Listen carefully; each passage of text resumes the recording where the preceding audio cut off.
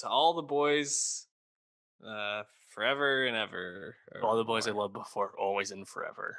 always and 3 of 3. forever. I think it's actually just to all the boys, always and forever. Is that Actually, right?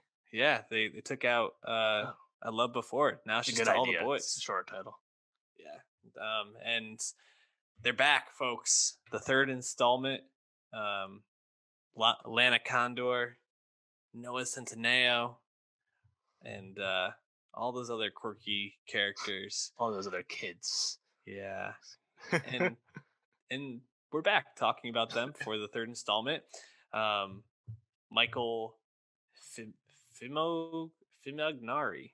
I hmm wish I was Directed the better at second one. pronouncing names. But yes, back to direct again. When we talked about P.S. I Love You, I Still Love You, the second installment, I think we both were kind of like, this is very much just like a teen romance movie, and there's not a lot here. Did that change for you with Always and Forever? I think Always and Forever is definitely better than the second one. Yeah, I No agree. question. The second one was like spinning wheels of the first movie, but just way less satisfying and just felt annoying. And there's choices that a lot of times from Laura Jean that just like don't make sense and it's hard to get behind. You're just like, no, like I don't want to do this. Like the best part about the original movie, the first movie, Mm, is that casting, right? Like Lana Condor, Noah Centineo are both perfect for these roles. yep. Lana Condor is great as a romantic comedy lead. Noah Mhm. Centineo, great as like that himbo, attractive, well-intentioned dude. Maybe not the smartest guy in the world. They're both He great. gets into Stanford, dude. We'll get there. The third one though, at least like gets slightly more intelligent because again, Yeah.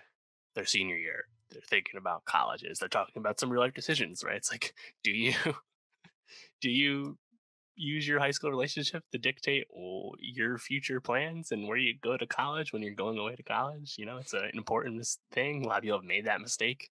People continue to make that mistake. Yep. Um, the movie kind of ends with them trying to seek it out, but they don't make the mistake. They at least both do what they want to do.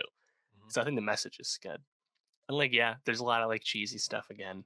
A lot of like really stereotypical New York go to New York City tourist stuff. It's all good. Yeah. Um, but like again, like it's a teen comedy. So I can't be like too critical. It's like for teens, not for me. You know. Hmm. Um. So yeah, it's better than the second one at least. But I think the first one's Yeah. definitely the tightest. Yeah. For like teen rom coms go, like that's much better. Yeah, I agree. I mean, this is the last of the three movies that are going to be based off of Jenny Han's 2017 novel, Always and Forever, Lara Jean. But um, I think I like this one the most because there's just like a lot happening, you know. But Yeah, I for feel sure. like that almost works against the movie. Like I texted you this. Um, by the time we kind of they break up. Sorry, spoiler if you're watching this. They break up at one point in the It's happened movie. a bunch of times already in the Yeah, movies. exactly. And I just was like, okay, there's probably like gotta be 15 minutes left where like they'll miss each other, they'll come back together, they'll make their decisions on college, and that's it. But no, we still have Peter having to sit down with his father. We have Lara Jean and her family getting together for her father's wedding.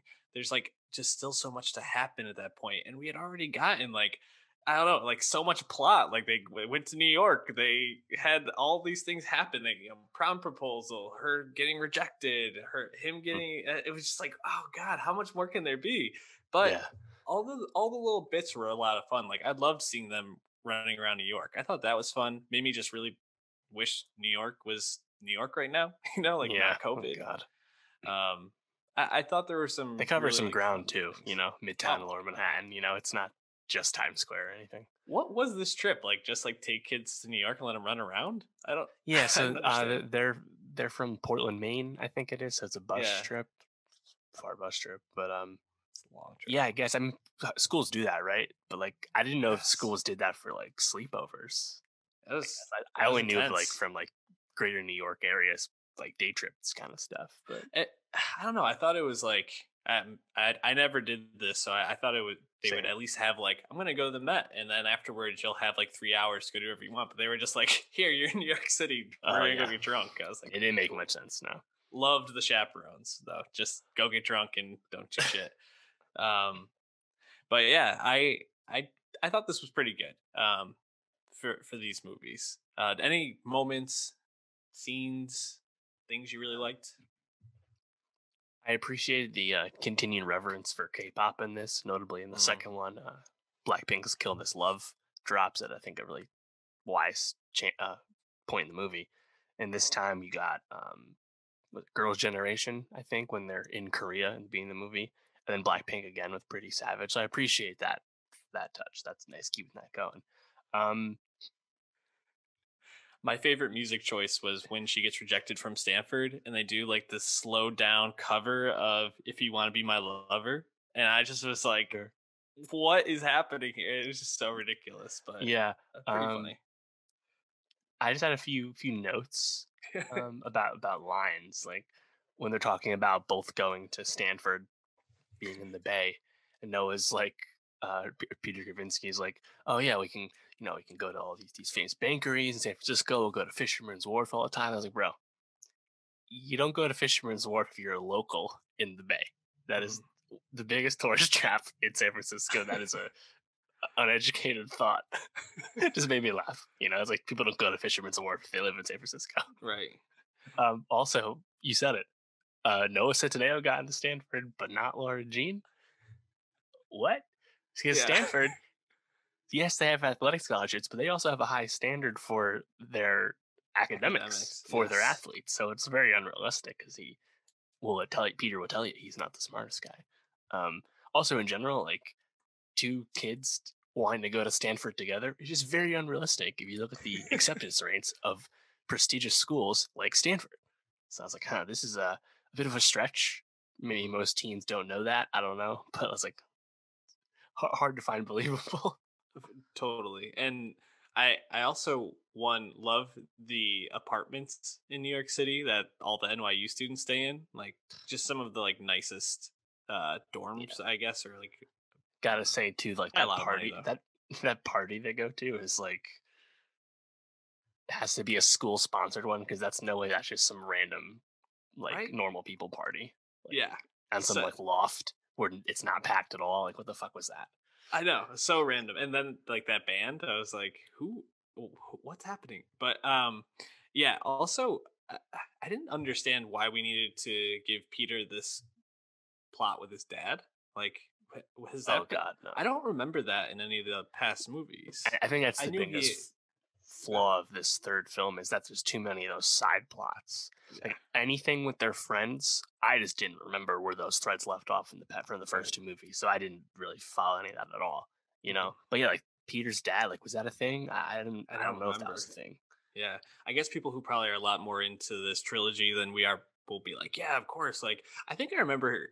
I think I remember knowing that his dad wasn't in the picture, but I didn't never remembered him being like super upset about it. But then that kind of comes back around. Also, seeing the guy who played his dad with he was in Bly Manor, and I'm like, Netflix has their actors, that they just like keep Yeah, going to the well for. I love it. But I guess that scene was okay. It was hard to like take Noah Centineo as like a really serious actor. I just kind of see him as like the affable like lover boy kind of. And yeah, I didn't feel like he really brought it in that scene necessarily, but maybe I don't know. Maybe he's saving that for He Man. I don't know. yeah. That's the thing too. Looking forward, like I think everyone involved probably is fine to not make more of these films. I don't know. You want to do a kitty spinoff with Anna Cathar or whatever? Fine. I actually wouldn't mind that, I guess. But Sure. she's kind of Okay. funny. But like yeah, like Lana Condor, she's been cast in a bunch of other like rom com stuff, Boo Mhm. Bitch and Moonshot. And then Noah is in Black Adam, cast as He Man, as you said, and was just recently cast in one of the myriad GameStop stock Wall Street Bets Yeah. movies.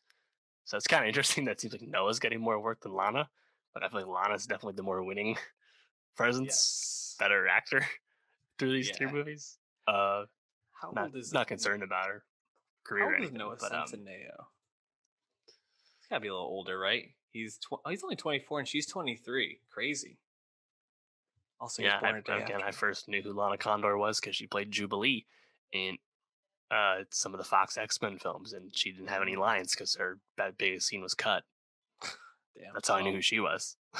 and look at her now. I Yeah, mean, honestly, probably, that was a tough break, and yeah. then it turned around for her. Ah, man, I don't know. This is a good ending to the trilogy, I'd say. I think it was satisfying to see them go their separate directions, but want to try to make the relationship work. And yeah, it's just a nice ride, I guess. Like low stakes, just kind of fun to check in every once in a while.